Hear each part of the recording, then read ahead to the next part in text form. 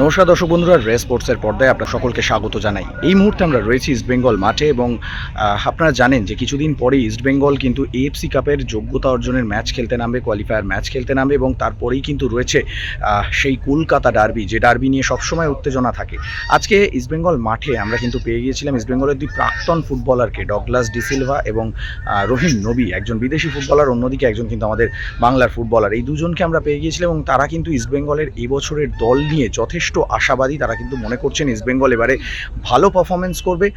Douglas De Silva থেকে শুরু করে রহিম নবী, তারা এএফসি কাপ এবং আসন্ন ডার্বি নিয়ে কথা বললেন, জানালেন তাদের বক্তব্য। কি বলছেন তারা, চলুন শুনে নেওয়া যাক তাদের মুখ থেকে। টিমটা যতটা আমি পরীক্ষা নিরীক্ষা করেছি, মানে যে শুনেছি বা যার কাছ থেকে জেনেছি, টিমটা নাকি খুব ভালো। ওরা নাকি কত 18টা না কটা গোল করেছে শুনছিলাম, কয়েকটা ম্যাচে অনেকগুলো গোল করেছে। এবার ইস্টবেঙ্গল টিমও খারাপ হয়নি। এবার ইস্টবেঙ্গলে এটা বলতে পারো যে এটা কিন্তু ইস্টবেঙ্গলের একটা টেস্ট ম্যাচ, মানে কতটা কোন জায়গায় আছে ইস্টবেঙ্গল সেটা কিন্তু এখানে বোঝা যাবে এই ম্যাচটাতে।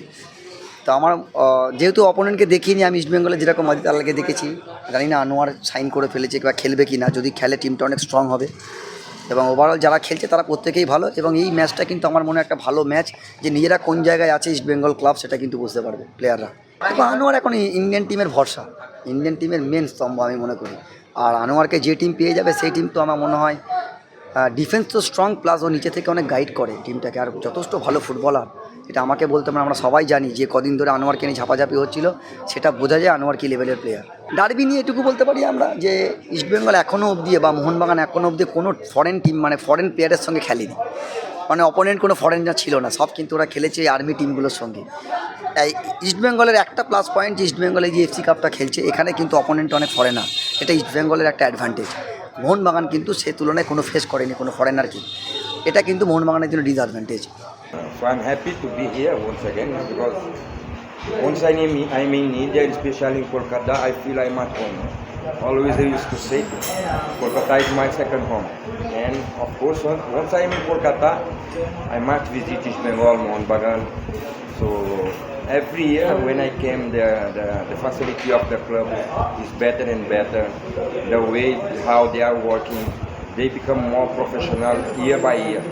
So I'm happy for that. So now we have to wait for more trophies. Hopefully this season will be a great season for East Bengal. So, and of course when I meet my old friends, of course we'll be happy, because here we together, it was one of the best part of my life. When I spent my time in East Bengal, 3.5 years, we have done everything. So once I'm here, I feel very nostalgic and my emotion will become so high. So I'm so happy to be here today.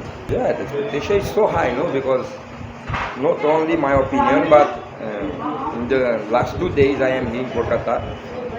Everyone are talking about the squad that East Bengal are making for this season. So the best point they have kept it the coach. Now the coach know more about the culture of Bengal football, about East Bengal. So hopefully the team will do well this season. Always the first match is very difficult because it will be the first match for the players. So they will play with the main team. So we have to expect that they can do well. At least they don't have to lose, but at least they have to get points. So let's hope East Bengal can start in good way. Yeah. Will you see the match if you stay here? Yeah, of course. I'm sure. Even when I'm not in Kolkata, even when I'm not in India, when I'm in Brazil, I never miss a derby. I always used to watch. And it will be the first derby of the season. It is almost 50-50. We cannot say any of the club will be ahead because it will be the first. Most of the both club will play with the first 11 the first time. So, but derby is derby always. Always I used to say derby is one tournament inside the tournament. So it's the final of everything.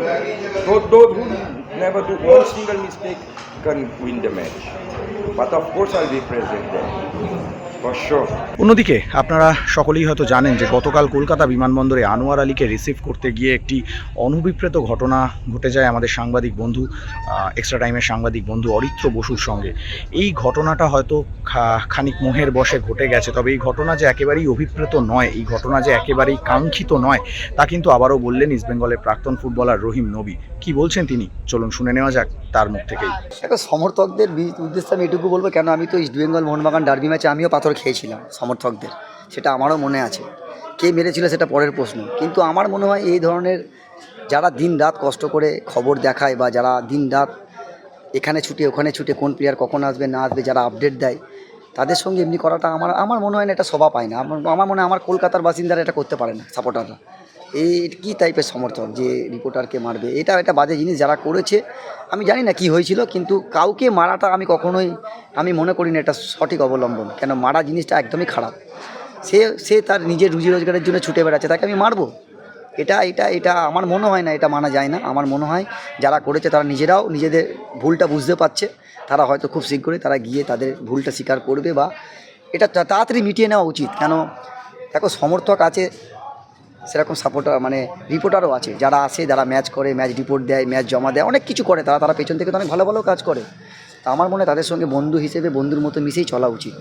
এটা কিন্তু একটা সম্পর্ক রাখা উচিত। আমরা প্রত্যেকেই তো বাঙালি, আর বাঙালিকে মারবে এটা আমি মানতে পারি না। ইস্টবেঙ্গল মাঠ থেকে সৌরভ মুখার্জি, রে স্পোর্টস।